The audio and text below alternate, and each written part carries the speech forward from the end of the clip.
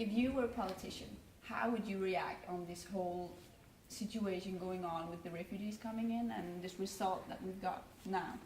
Well, the first order of business is to stop all participation in these crazy, false, fake war on terror campaigns. I mean, it's our best friends and allies that are funding ISIS. ISIS is us. So as long as we allow our best friends and allies, the Wahhabi, Salafi, head chopping, women can't drive cars and go out in the public, as long as we keep supporting that government, and guess what? They're going to keep supporting ISIS. So we're never going to solve the problem. So that's the first order of business, because that's the root cause of why the refugees are coming here. Because guess what? They don't want to come here. They don't want to live in rainy Denmark or Holland or England. They want to live in Syria. They actually had a great country before we just completely destroyed it with our policy. So that's the first order of business. But now that we're in this situation, obviously we have an obligation to these people. We are directly responsible for the destruction of their nations, and out of honor and integrity and out of a moral duty, we do have to take care of them now. Yeah. However, this is all part of the design, the powers that be. They want us to embrace all these immigrants so that the tension between the domestic population and the refugees will get harder and harder.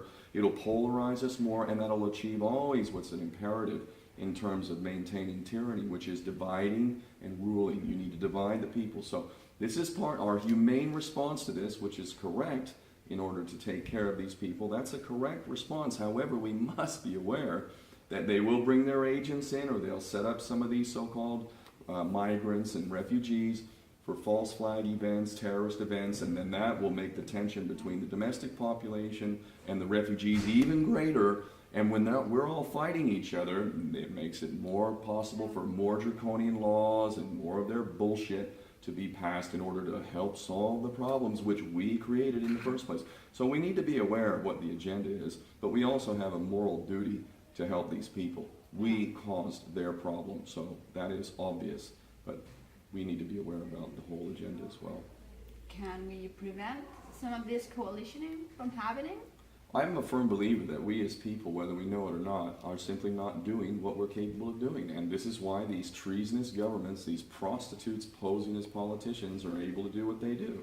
When we do what we're capable of, they will not be allowed or capable of doing that. And others will say, oh, well, we do our best, we protest, we sign petitions. Well, if you think that's the best you can do, I disagree. We can do a hell of a lot more than that. Those bastards are beholden to us. They're in a position of public trust. They're defying that trust, and we should replace them immediately if they do not represent our will. They have no power but that power that we give them. Let's take that fucking power back and stop making excuses about how horrible things are. Let's call it a revolution. A revolution of the mind and a revolution turning over of this system. I do believe there's a way to have that kind of revolutionary result without the atypical revolution, which is oftentimes created by the powers that be. Yeah. We look at the revolutions in the Middle East, and Syria is a perfect example. Everyone thought that it's just Bashar al-Assad. Every evil thing that happened was Bashar al-Assad. Bullshit. We had our agents going in there, and it's not hard to set things off if you've got a few highly trained snipers who were up on rooftops shooting at police, shooting at the military, shooting at children. You do that, you're going to set it off, and that's what we do. That is what we do. Our agents, our associates, our little terrorist partners are the ones that do that shit, kick it off, and then we blame it all on the unchosen leader, the ones that are not approved, the ones that do not bow to the empire. Bashar al-Assad is one. Of course, we look at Iran. Iran is not bowed to the empire, so therefore they are evil, and so on and so forth.